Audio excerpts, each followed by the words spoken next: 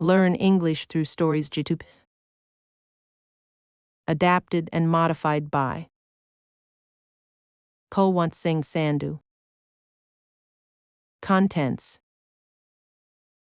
1. Childhood. 2. Hearing or listening.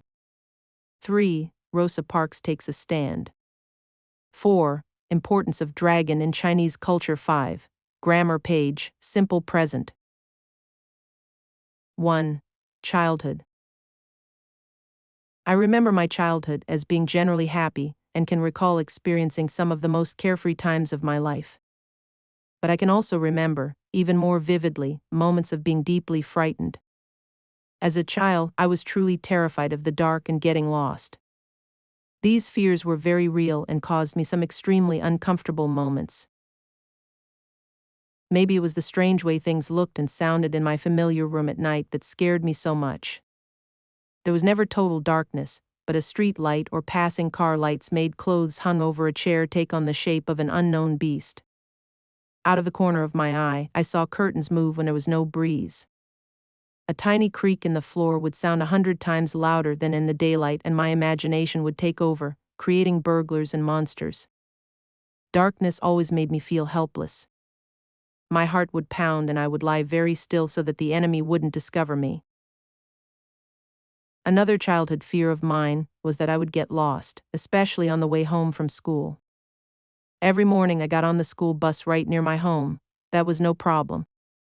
After school, though, when all the buses were lined up along the curve, I was terrified that I would get on the wrong one and be taken to some unfamiliar neighborhood. I would scan the bus for the faces of my friends, make sure that the bus driver was the same one that had been there in the morning, and even then ask the others over and over again to be sure I was on the right bus. On school or family trips to an amusement park or a museum, I wouldn't let the leaders out of my sight. And of course, I was never very adventurous when it came to taking walks or hikes because I would go only where I was sure I would never get lost. Perhaps one of the worst fears I had as a child was that of not being liked or accepted by others. First of all, I was quite shy. Secondly, I worried constantly about my looks, thinking people wouldn't like me because I was too fat or wore braces. I tried to wear the right clothes, and had intense arguments with my mother over the importance of wearing flats instead of saddled shoes to school. Being popular was very important to me then, and the fear of not being liked was a powerful one. One of the processes of evolving from a child to an adult is being able to recognize and overcome our fears. I've learned that darkness does not have to take on a life of its own, that others can help me when I am lost, and that friendliness and sincerity will encourage people to like me. Understanding the things that scared us as children helps us to cope with our lives as adults. 2. Hearing or listening. It is natural we don't listen to what people say to us. We hear them, but we don't listen to them. Listening is hearing with purpose. When we are sitting in a classroom, we are not only hearing our teacher's voice, we are also listening to them. Hearing is a physical phenomenon. Whenever somebody speaks, the sound waves generated reach you, and you hear whatever is said to you. However, even if you hear something, it doesn't always mean that you understand whatever is being said.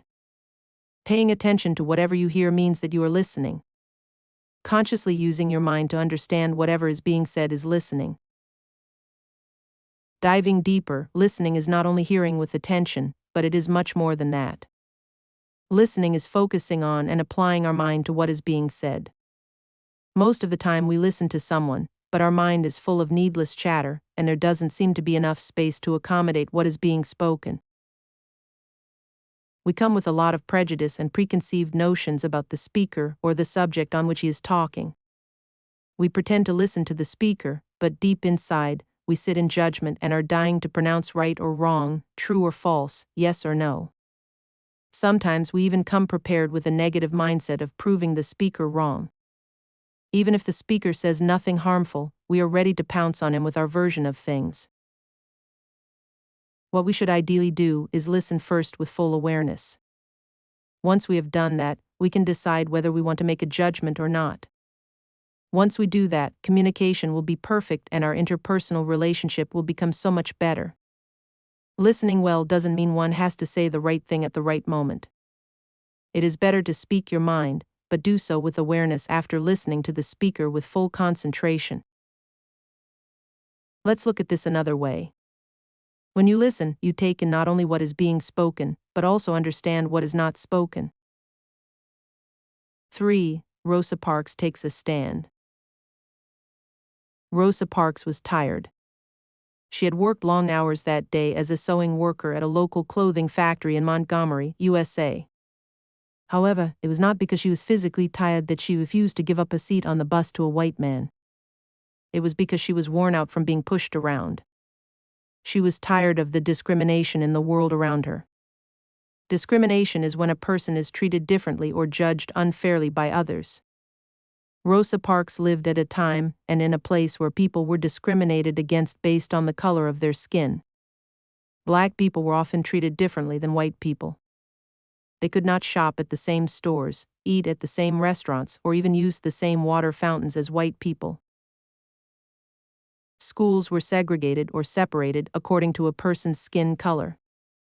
As a child, Mrs. Parks remembered school buses taking white children to their schools. Meanwhile, black children had to walk miles to their often poor-quality schools. Schools for black children did not have enough books, supplies, or even desks. However, there were plenty of learning materials at schools for white children.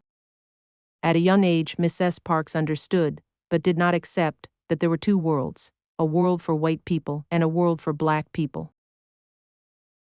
Parks was small as a child, but she was not one to back down from a fight. There were some white children in her neighborhood who would bully black children. Mrs. Parks often stood up to them, sometimes even resorting to using her fists. Even though Mrs. Parks saw a lot of hatred and unkindness, she also knew that not all people were like that. Mrs. Parks believed in the goodness of all people. She believed in a person's ability to do the right thing. On December 1, 1955, Mrs. Parks took a stand against discrimination by remaining seated on the bus. The rules for who could sit in which bus seat were unjust. At that time, there was a section of the bus for white people and a smaller section at the back of the bus for black people. The white section could be made bigger according to how many white passengers were on the bus. Even though most of the passengers on buses were generally black people, they often had to stand or even get off the bus if there was not enough room for white passengers. As more white passengers boarded the bus that day, the bus driver demanded that Mrs. Parks and 3 other passengers in the black section give up their seats to 4 white passengers. Mrs. Parks thought of how her people had been abused and mistreated because of the color of their skin. The 3 other passengers moved, but Parks refused. The bus driver started to become angry. "Are you going to stand up?" he asked Mrs. Parks. "No, I'm not," she replied. "Well, if you don't stand up, I'm going to have to call the police and have you arrested," he went on. "You may do that," Mrs. Parks responded. Mrs. Parks was duly arrested. The next day, when she went to court, her trial lasted 30 minutes. She was found guilty and fined, but Mrs. Parks continued to fight for her rights in the courts. Rosa Parks became a spark that helped ignite the fight against segregation. After her arrest, over 40,000 black people boycotted riding the bus. They carpooled together, used cabs operated by black drivers, and some even walked as far as 20 miles to get to work. While that type of segregation no longer exists in America today, there is still inequality, and there are wrongs that need to be righted. Rosa Parks fought for racial, criminal, and social justice for her entire life. She showed that even ordinary people can take a stand for what is right and make a change. Sometimes all it takes is a simple act of courage. Freedom is never given, it is won. A. Philip Randolph, civil rights leader. 4. Importance of dragon in Chinese culture. Dragons in Chinese culture symbolize great power, good luck, and strength. They represent power and authority, particularly control over typhoons, water, rainfall, and floods. Emperors were assumed to have descended from the dragons. That is why, out of the 12 zodiac signs, the dragon is the most popular one. The dragon played an influential and beneficial role in Chinese culture.